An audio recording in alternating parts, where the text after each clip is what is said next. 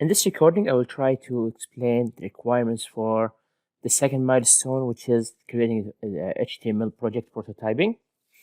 The objectives of this milestone, you should be able to, like by the end of the lecture that you had, you should be able to build or design HTML pages.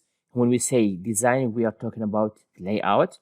You should be able to understand the different HTML layout. It's important for you to know like how to structure your web page, how to put all the objects together in one web page. Okay.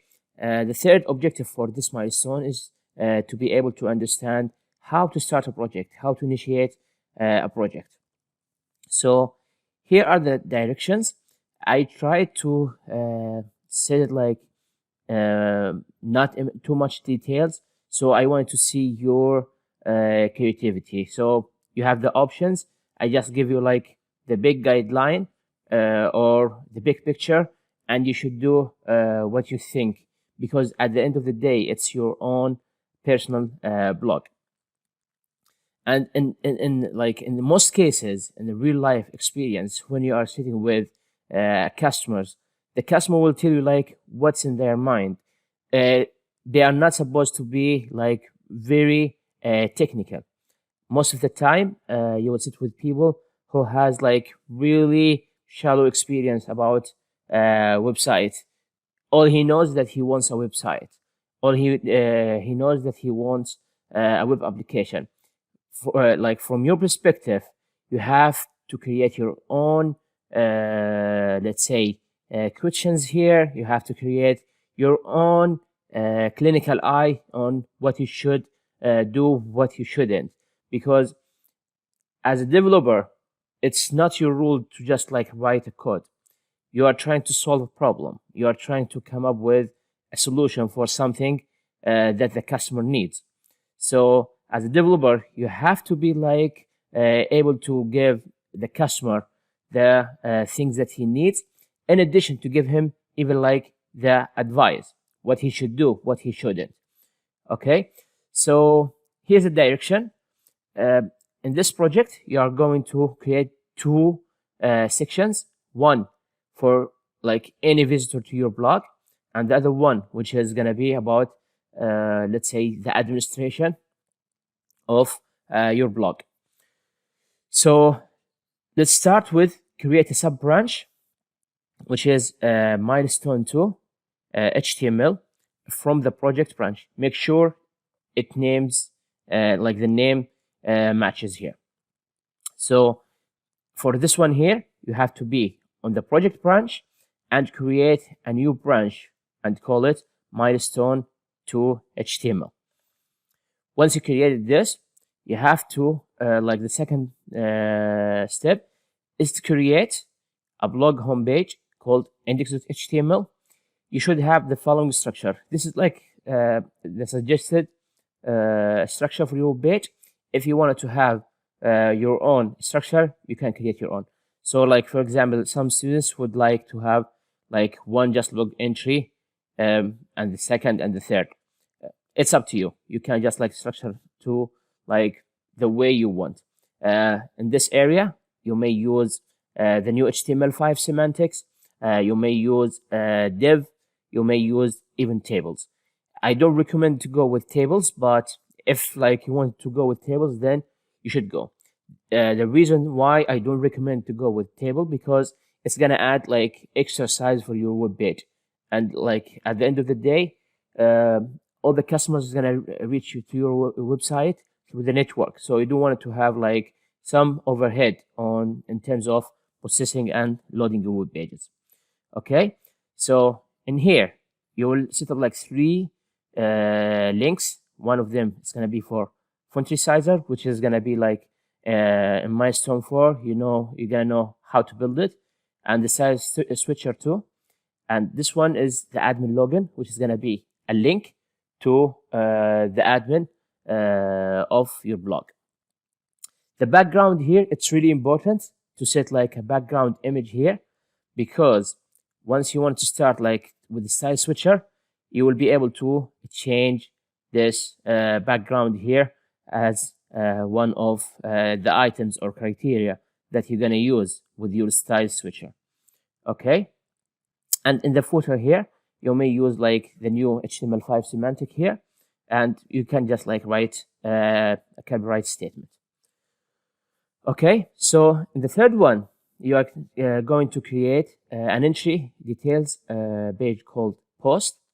This page will be reachable by if the user clicks on one of the blog entry here and he wants to see the details, or he wants to read out about the details of this blog, then what he should see is the post file. So from here, let's say on the title, it's like make it as a link. This link will be going or forward. When the user clicks on this link, he will be forwarded to the post HTML.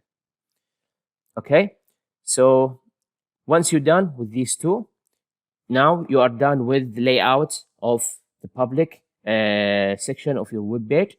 Now you need to create another directory called admin, and all the admin section will be in this area. So what you should create for the admin, you should create a login web page called login.html. You can just like use any style, but the most important part is in your login page, you have to create 3 items or 3 inputs. Okay, these 3 inputs should be the username, password, and login button. Okay, these are the things that it's important. And from here, as I said, like you're gonna create login.html. The user, when like the visitor just clicks on this one here, or in other words, you should have a link to login.html if the user clicks on this admin login.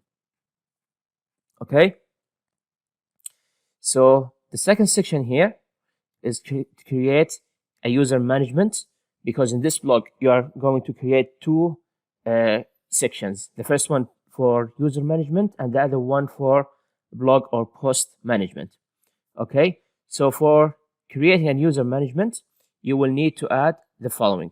The first page is like the functionality where the user can, or where you can add a new user. If you want to add a new user, the add user, it's about a form that has 3 inputs, which is like the username and the password and the add user button. The second requirements here, or the second page, which is going to be the list users.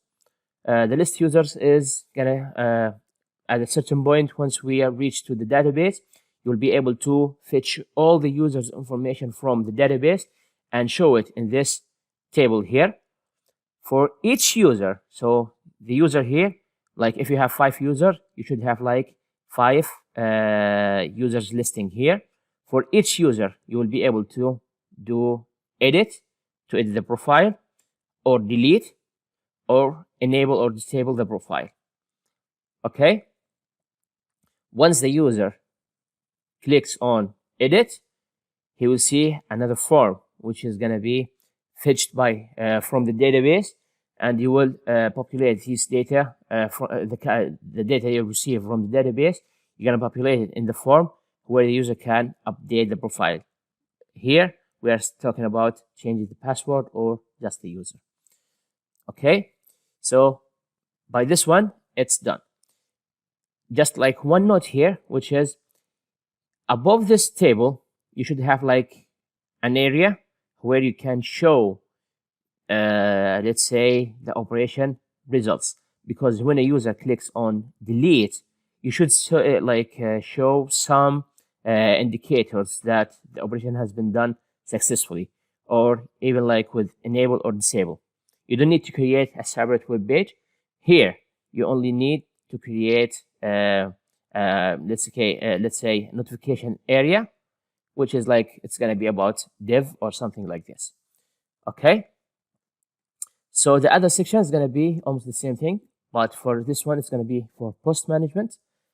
First you will create a page called add post.html, and this page will be used to add entry to your web page for now.